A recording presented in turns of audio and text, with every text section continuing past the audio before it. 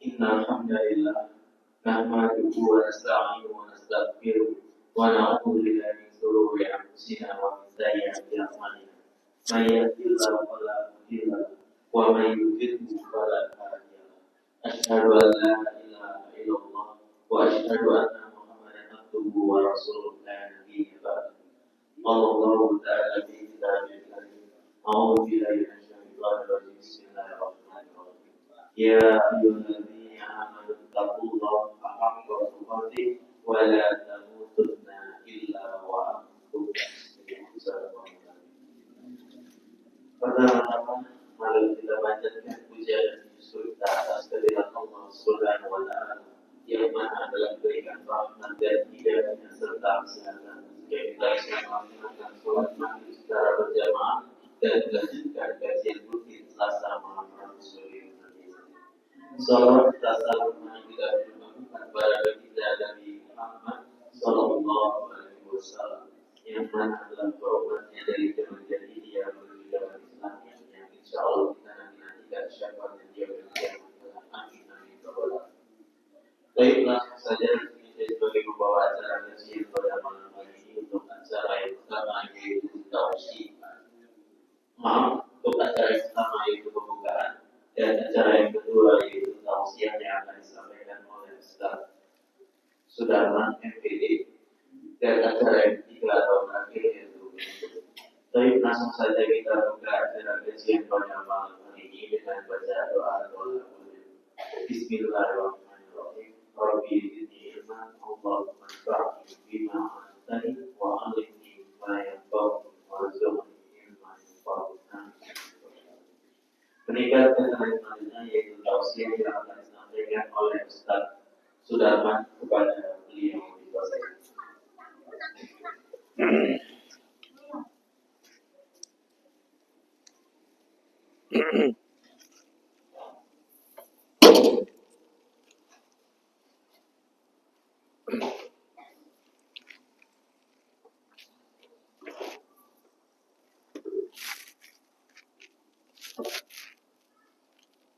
Bismillah, Assalamualaikum warahmatullahi wabarakatuh. Alhamdulillahi rabbil alamin. Nahmaduhu wa nasta'inuhu wa nastaghfiruh wa na'udzu billahi min shururi anfusina wa min sayyiati a'malina.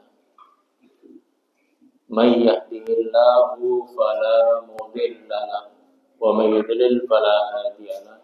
Asyhadu an la ilaha illallah wahdahu la syarika lahu wa asyhadu anna Muhammadan abduhu wa rasuluhu alladzi la nabiyya ba'da. Usi nafsi wa iyyakum bittaqwallah faqad fazal muttaqun. Ya ayyuhalladzina amanu taqullaha haqqa tuqatih wa la tamutunna illa wa antum muslimun. Ya ayyuhalladzina amanu taqullaha wa qulu qawlan sadida yuslih lakum a'malakum wa yaghfir lakum dhunubakum wa may yuti'illaha wa rasulahu faqad faza fawzan 'azima. Allahumma anfa'na bima 'allamtana wa 'allimna bima yanfa'una. Ya Allah, ajarkan kepada kami ilmu yang bermanfaat dan berikanlah manfaat ilmu yang telah Engkau ajarkan kepada kami. Allahumma la ilma lana illa ma 'allamtana. Ya Allah, tidak ada ilmu yang kami miliki kecuali ilmu yang Engkau ajarkan. Allahumma la tada' dzamban illa ghafarta wa la hamman illa farajta wa la maridan illa syafaita wa la daynan illa qadaita wa la hajatan min hawaijid dunya wal akhirah illa qadaita. Ya Allah, tidak ada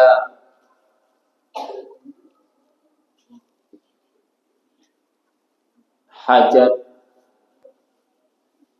tidak ada kepedihan, tidak ada kesusahan, melainkan Engkau mudahkan. Tidak ada hajat, tidak ada sakit kecuali Engkau sembuhkan. Dan tidak ada dosa yang kita lakukan kecuali Engkau ampuni ya Allah. Semoga langkah kita menuju rumah Allah ini menjadi asbab diampuninya dosa-dosa kita, diangkat derajat kita sisi Allah Subhanahu wa taala. Amin. Allahumma amin. Menambah berat timbangan kebaikan kita di yaumil mizan, hari ditimbangnya amal. Amin. Allahumma amin. Ma'asyiral muslimin wal muslimat, hadirin wal hadirat, jamaah salat maghrib, jamaah pengajian Masjid Al-Jihad yang semoga kita semuanya dirahmati Allah Subhanahu wa taala. Tentu kita bersyukur atas nikmat-nikmatnya yang tak terbilang. Nikmat besar, nikmat sedang, nikmat kecil. Nikmat yang tidak kita rasakan seolah padahal lekat pada tubuh kita. Ketika nikmat itu hilang, maka baru kita tersadar. Kesehatan, kesempatan. Dan syukur nikmat harus terangkai 3 rukun. Rukun hati meyakini semua nikmat hanya pemberian dari Allah. Seraya mengatakan, hadza min fadli Rabbi. Semua nikmat ini adalah fadilah yang Allah berikan kepada kita. Kemudian memuji Allah lisan kita. Alhamdu ra'sus syukri ma syakara abdun in lam yahmadhu. Ucapan alhamdulillah, memuji Allah itu adalah pangkal syukur, modal bersyukur, kepalanya syukur. Tidak dikatakan bersyukur seorang hamba kalau tidak memuji Allah. Dan yang ketiga adalah tasarrufun nikmah li-tha'ah. Mentasarrufkan nikmat untuk sarana taat. 3 unsur tadi harus terangkai dalam kehidupan kita sehingga kita menjadi hamba Allah yang bersyukur. Hadirin rahimakumullah, ma'asyiral muslimin yang dirahmati Allah Subhanahu wa taala.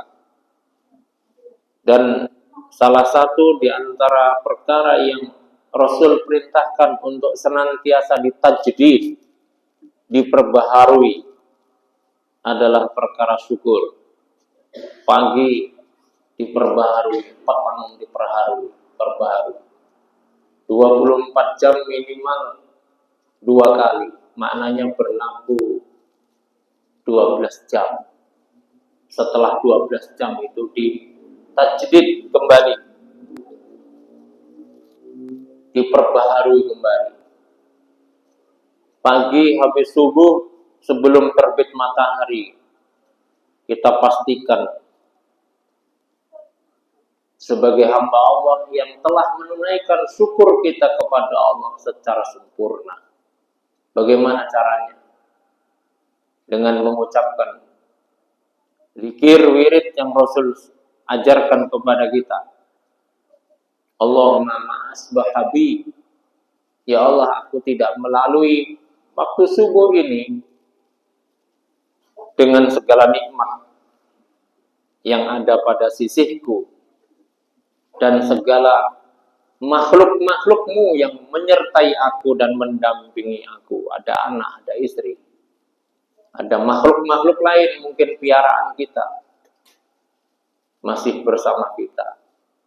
Semuanya itu minta ya Allah. Semua itu adalah darimu, pemberianmu ya Allah. Laka syukur. Laka syukur. Laka wahdah. Minka wahdaka la syarika, darimu yang tidak ada syarikat bagimu. Walaka syukru walakal hamdu. Hanya untukmu syukurku dan hanya untukmu pujianku. Man qala dzalik, siapa yang mengucapkan kalimat itu fis sabah, di pagi hari, faqad adda syukrahu, maka dia telah menunaikan syukurnya di hari itu. Kalau dia mati sebelum tenggelam matahari di hari itu, maka dia mati dicatat sebagai hamba yang bersyukur.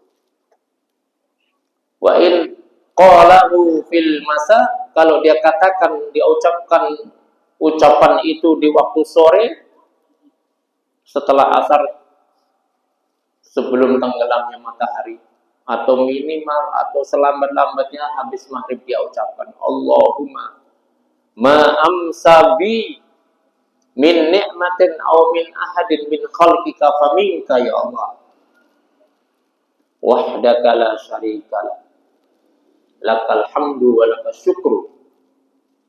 Ia ucapkan di sore hari, maka dia telah tunaikan syukurnya kepada Allah di malam itu secara sempurna. Kalau dia mati sebelum terbit fajar besok hari, atau terbit matahari, sebagian periwayatan besok hari, maka dia mati dalam keadaan telah menunaikan syukurnya kepada Allah secara sempurna. Penting membangun narasi ternyata. Ikrar. Islam itu bukan agama kebatinan yang hanya dibatin, tapi harus diikrarkan, dilafadzkan, dinyatakan. Termasuk sholat. Saya melihat ada kawan, saya tegur, Mas sampean kok sholatnya tak perhatikan, diem, mingkem, cep, kelakep, tak perhatikan bibir sampean nggak umi-umi, nggak talafuz, nggak melafadzkan kalimat-kalimat. Jawab dia, ya bukannya sholat itu seperti itu. Sampai nyontoh siapa? Ya nyontoh Rasul. Dusta sampai dusta atas nama Rasul. Keliru sampai. Rasul mencontohkan sholat itu talafuz, melafazkan kalimat demi kalimat, bukan membatin. Zikir wirid bukan dibatin. Walaupun Allah Maha tahu apa isi batin kita. Apa pentingnya talafuz? Apa pentingnya dilafazkan? Penting sekali. Karena membangun narasi bukan hanya didengarkan oleh pori-pori kita, tapi didengarkan oleh makhluk lain di sekitar kita, yang disebut dengan membangun harmoni dengan alam semesta ciptaan Allah di sekitar kita. Anginkah itu? Bahkan nasi, butiran-butiran yang akan kita suapkah itu? Atau air minum yang akan kita teguk? Dia mendengarkan ucapan lafaz yang kita ucapkan. Ternyata air ini juga mampu merekam apa yang kita ucapkan dari kalimat baik atau kalimat buruk, dan memberikan reaksi dari kalimat yang kita ucapkan itu. Hasil penelitian seorang ahli air dari Jepang. Air yang diucapkan dengan kalimat-kalimat baik, bahasa mereka itu mantra-mantra Islam, maka dia teliti air itu mengandung di dalamnya yang tidak kasat oleh mata kita, baru tampak ketika dilihat melalui alat. Maka muncullah air itu menjadi air yang lembut, air yang di dalamnya mengandung kelembutan. Ya. Sebaliknya air yang dibacakan, diperdengarkan kalimat-kalimat yang buruk, maka muncul unsur-unsur air itu yang kasar dan buruk. Ma'asyiral muslimin rahimakumullah, saya ingin sampaikan pada kajian pada malam hari ini Saya ambilkan dari sebuah tulisan dari Syekh Muhammad Jabir Al-Jazairi, seorang ulama Mesir. Beliau sangat produktif sekali menulis, dan salah satu tulisan beliau, bukan salah satu, maksud saya tulisan beliau sangat banyak sekali, diantaranya adalah Minhajul Muslim, itu karangan beliau. Ada juga beliau menulis kitab Nida'atul Rahman li ahlil iman. Nida'atul Rahman li ahlil iman, panggilan Allah Sang Maha Rahman kepada atau untuk hamba-hambanya yang mengaku iman. Nida'atul Rahman li ahlil iman. Beliau karang, beliau kumpulkan di dalam kitab itu berupa kumpulan ayat-ayat Al-Quran yang dimulai dengan bunyi ya ayyuhalladzina amanu. Ayat-ayat yang diawali dengan ya ayyuhalladzina amanu itu beliau kumpulkan, lalu beliau jabarkan tafsirannya, tafsilannya, ya, arahan Nabi, komentar para sahabat, tafsiran para sahabat tentang ayat demi ayat yang berbunyi ya ayyuhalladzina amanu, yang jumlahnya dalam Al-Quran itu ada 86 ayat. Beliau bahas satu persatu dari ayat ya ayyuhalladzina amanu yang pertama yang ada dalam surat Al-Baqarah sampai ya ayyuhalladzina amanu terakhir yang ada di ayat-ayat juz ke-28. Beliau nukilkan di dalam pembukaan kitab beliau itu pernyataan Imam Ibnu Abbas radhiyallahu an. Ibnu Abbas itu adalah keponakan Rasulullah, karena bapaknya adalah paman Rasul. Abbas itu paman Rasul. Beliau punya anak namanya Abdullah Ibn Abbas.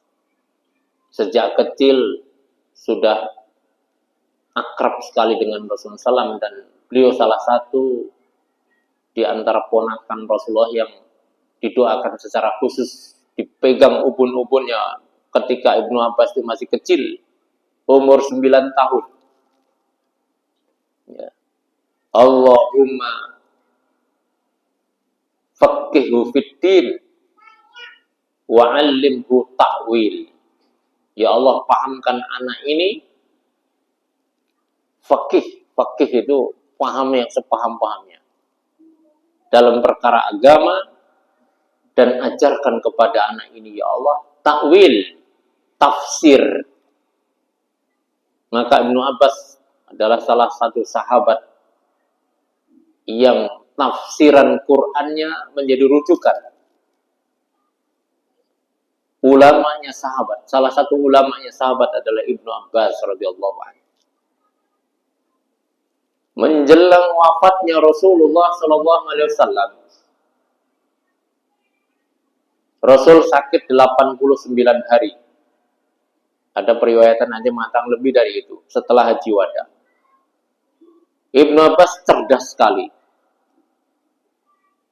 Dia khawatir tafsiran Qur'annya itu ada yang kurang tepat, ada yang keliru. Di saat Rasulullah SAW sakit itu, karena feeling Ibnu Abbas itu sangat tajam, jangan-jangan nggak lama ini Rasulullah SAW meninggal. Apa umurnya? Nggak lama lagi nih umurnya. Maka Ibnu Abbas selama Rasulullah SAW sakit itu sekitar 80-an hari, Ibnu Abbas gunakan untuk mengoreksi tafsiran Qur'annya. Maka dibaca dari ayat demi ayat. Ayat-ayat yang butuh tafsiran itu ditafsirkan oleh Ibnu Abbas di depan Rasulullah SAW. Lalu ditanyakan, betulkah seperti itu ya Rasul? Maka Rasul menjawab, betul. Ya benar. wahai Ibnu Abbas. Berganti ayat demi ayat sampai selesai An-Nas. Dan Ibnu Abbas dalam riwayatan beliau bukan pertama kali seperti itu. Sebelum Rasulullah SAW sakit, Ibnu Abbas pernah juga menyampaikan. Ibnu Abbas juga pernah mentadaruskan tafsirannya. Satu Quran penuh. Sehingga periwayatan demi periwayatan, ayat demi ayat yang ditafsirkan oleh Ibnu Abbas itu mendapatkan tahqiq, pembenaran dari Rasulullah SAW, dan di hadapan Rasulullah SAW mendapatkan legitimasi tafsiran Ibnu Abbas. Hadirin rahimakumullah, sedemikian ketatnya, sedemikian disiplin dan ketatnya budaya atau karakter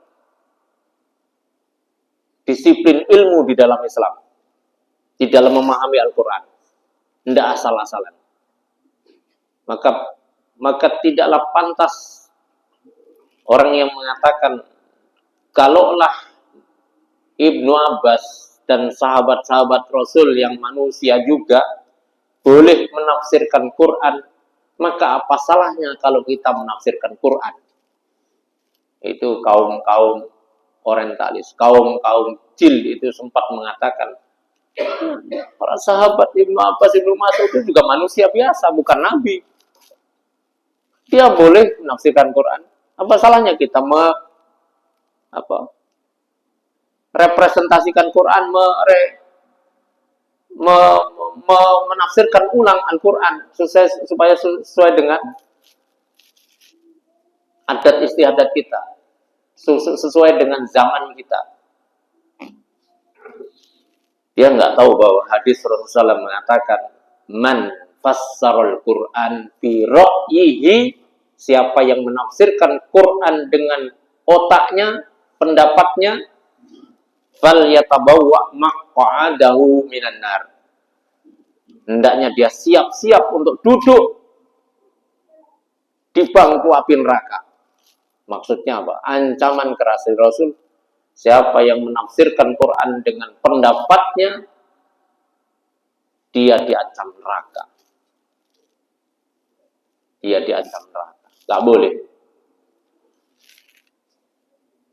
Walau kana musiban, walaupun kebetulan benar, kita kebetulan benar. Nggak pernah baca tafsiran tentang ayat itu, kita buka ayat itu, kita baca, langsung kita terangkan bla bla bla bla bla menurut kita. Kebetulan benar. Maka itu sebuah kelancangan yang nggak boleh dalam Islam.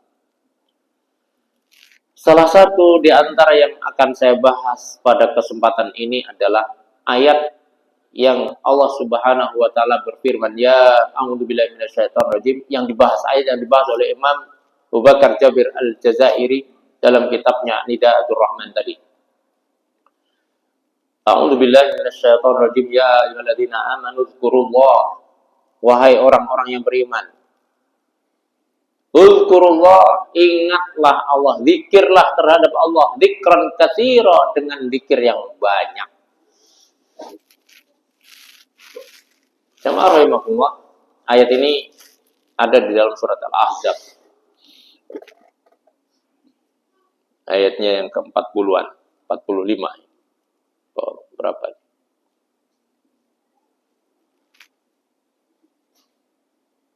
Ibnu Abbas mengatakan begini, dalam pembukaan itu dinukil oleh Syekh Abu Bakar Jabir Al-Jazairi. Idza qara'tal Qur'an, kalau Anda membaca Quran, aw sami'tal Qur'an, atau engkau mendengar Quran, yukra, dibaca, ya. Summa kemudian engkau mendapatinya ayat yang berbunyi ya ayyuhalladzina amanu, maka isma'u wa'u. Maka berhenti sejenak, renungkan, dengar dan perhatikan. Fa innallaha, maka sesungguhnya Allah da'aka, sedang memanggil engkau kalau engkau itu mengaku beriman. Berhenti sejenak. Oh, Allah manggil. Wa innallaha, maka sesungguhnya Allah idza qala, kalau berkata di dalam firman-Nya, berfirman dalam ayatnya, ayat Quran, yubda'u, tubda'u tilka, ayat itu dimulai dengan ya ayyuhalladzina amanu, laisa illa, tidak ada kemungkinan kecuali ihda amrain, dua perkara. Imal amru, kemungkinan pertama adalah perintah, dan perintahnya itu penting. Kalau dilanggar ada konsekuensi dosa, kalau ditunaikan ada konsekuensi pahala besar. Itu kemungkinan pertama. Atau kemungkinan yang kedua, iman nahyu, yaitu larangan, dan larangan itu adalah larangan yang penting untuk ditinggalkan. Meninggalkannya punya konsekuensi pahala besar, ya, dan menerjangnya punya konsekuensi dosa besar. Singkat kata, singkat cerita, Ibnu Abbas itu menyampaikan, kalau engkau membaca atau mendengar ayat Allah dibaca, ya ayyuhalladzina amanu, diawali dengan wahai orang-orang yang beriman, itu ayat pasti penting, mengandung dua kemungkinan. Kalau bukan perintah penting, larangan penting. Enggak ada ya ayyuhalladzina amanu kemudian cerita. Enggak ada. Ya ayyuhalladzina amanu ujung-ujungnya cuman cerita, bukan cuman. Enggak ada. Pasti kalau enggak perintah, larangan. Isinya setelah ya ayyuhalladzina amanu itu pasti perintah, kalau enggak larangan. Nah, perintah, salah satu perintah yang Allah berfirman dimulai dengan ya ayyuhalladzina amanu adalah perintah untuk berzikir kepada Allah, mengingat Allah yang banyak. Ya ayyuhalladzina amanu uzkurullaha dzikran katsira. Ingatlah Allah, zikirlah kalian kepada Allah dengan zikir yang banyak. Kemudian Allah Subhanahu wa taala memberikan kabar, memberikan bayan tentang karakter orang yang tidak beriman atau orang yang beriman tapi icak-icak, munafik. Yaitu mereka adalah orang-orang yang ingatnya kepada Allah itu sedikit. La yadhkurunallaha illa qalil. Mudzabdzabina la ilaha ula wa la ilaha ula. Wa idza qamu ila sholati qamu kusala. Allah mensifati orang munafik itu zikirnya sedikit. Kalau sholat malas, berdiri dengan malas. Kemudian nggak punya prinsip, tidak ke sono dan tidak ke sini. Ya ke sono ya ke sini. Ilaha ula wala ilaha ula. Ya. Maka hadirin rahimakumullah, untuk mencapai julukan dari Allah Subhanahu wa taala, kita sebagai hambanya yang banyak berzikir, ya, disebut sebagai hamba Allah yang dzikran katsira, walaupun dalam batas minimalis.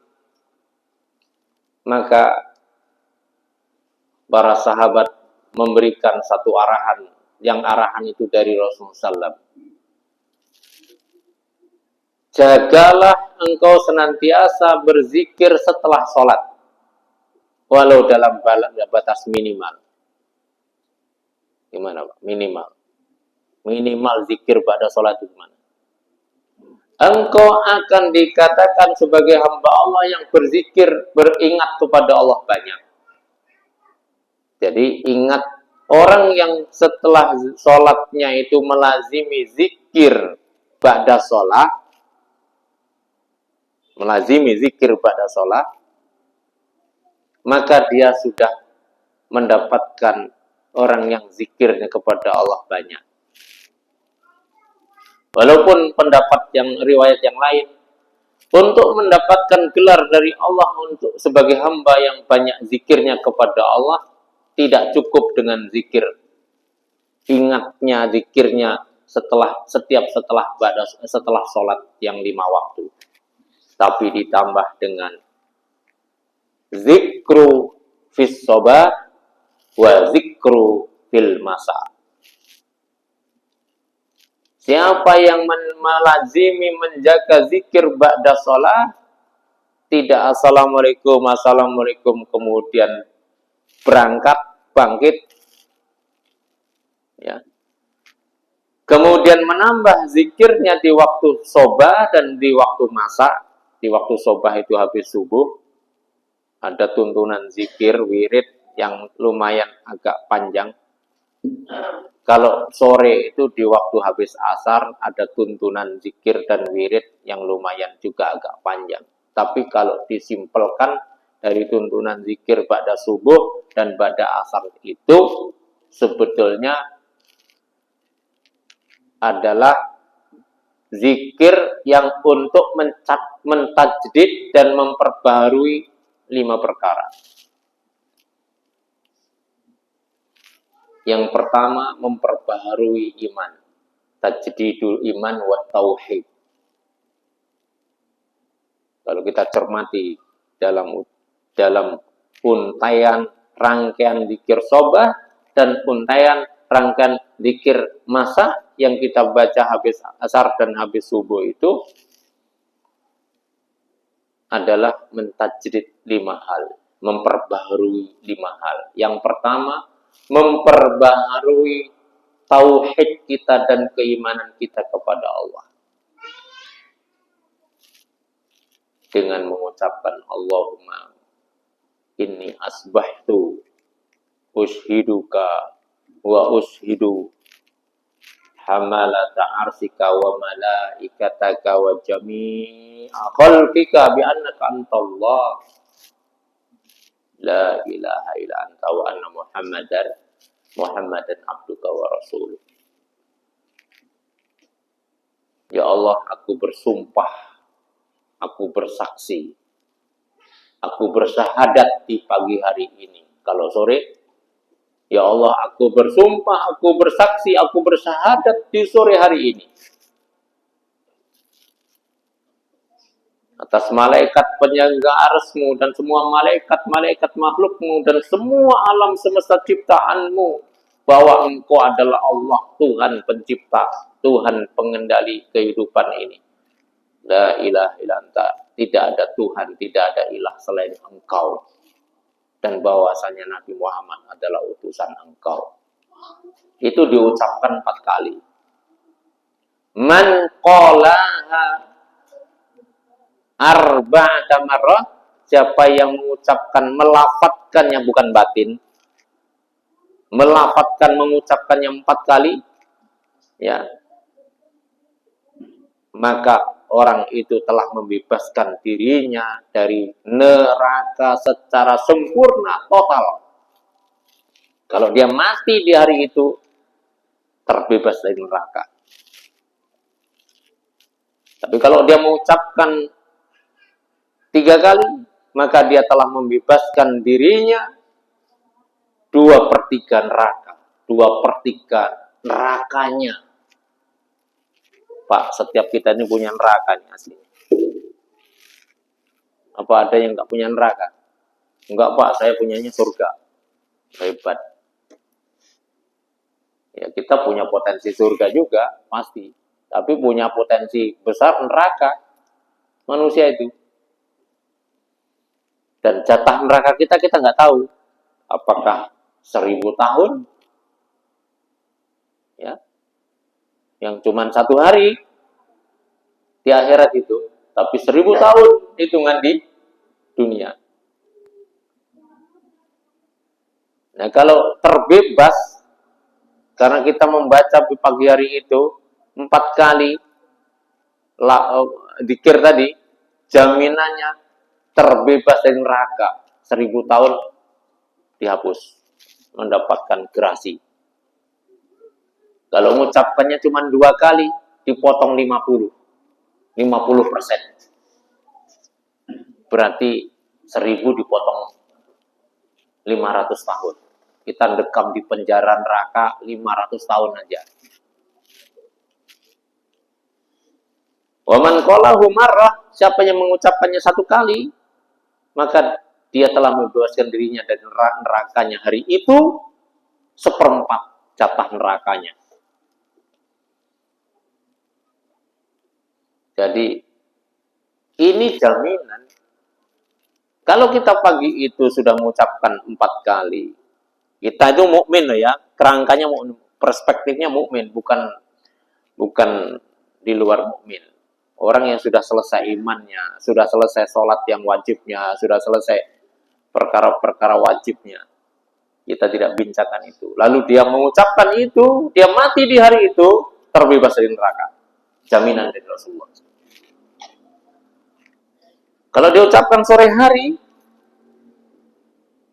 lalu dia mati di malam hari itu, diucapkan sore hari, habis asar tadi, sampai menjelang maghrib, Allahumma inni ansaitu ushiduka wa ushidu hamal ta'arsika wa malaikatika wa jami'a halqik bi annaka anta Allah la ilaha illa. 4 kali dia mati di malam hari itu, terbebas dari neraka dia. Dan jaminan itu hanya berlaku 12 jam. Setelah itu expire. Kedaluarsa harus diperbaharui. Kenapa pembaharuan atau tajdid, pembaharuan zikir itu di pagi dan petang? Karena satu jawabannya, di waktu pagi dan petang itu waktu yang istimewanya luar biasa. Waktu pagi, subuh, dan petang, asar, itu waktu di mana 2 kelompok malaikat berjumpa. Rasul bersabda begini, ya ta'aqabuna malaikatikum fikum malaikatun nahar, ya ta'aqabuni siling sip-sipan bergantian. Malaikat yang jaga kalian di waktu pagi dan di waktu siang dan di waktu malam. Itu sip-sipannya di 2 waktu. Waktu subuh, habis subuh, dan waktu asar. Maka kita diperintahkan untuk menyatakan itu. Hadirin Allah, waktu yang batasi kita, mudah-mudahan sekelumit ini yang baru masuk materi ya, itu bisa memberikan kita inspirasi agar kita senantiasa memperbaharui ya hal-hal yang diperintahkan untuk diperbaharui dalam sehari semalam 2 kali, waktu pagi dan petang. Keimanan kita, syukur kita, ya, perlindungan kita dari kejahatan syaitan jin, ya. Kemudian yang keempat yang perlu kita tajdid selain keimanan tauhid, syukur kita, kemudian perlindungan dari setan. Yang keempat yang perlu kita tajdid adalah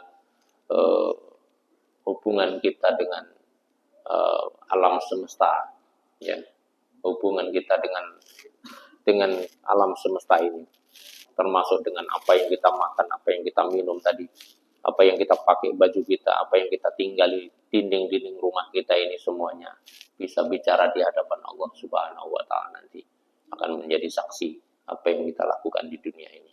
Adana Allah wa iyyakum ajmain. Subhanakallahumma wa bihamdika asyhadu an la ilaha illa anta astaghfiruka wa atubu ilaik. Mudah-mudahan bermanfaat. Mohon maaf kurang lebihnya. Assalamualaikum warahmatullahi wabarakatuh.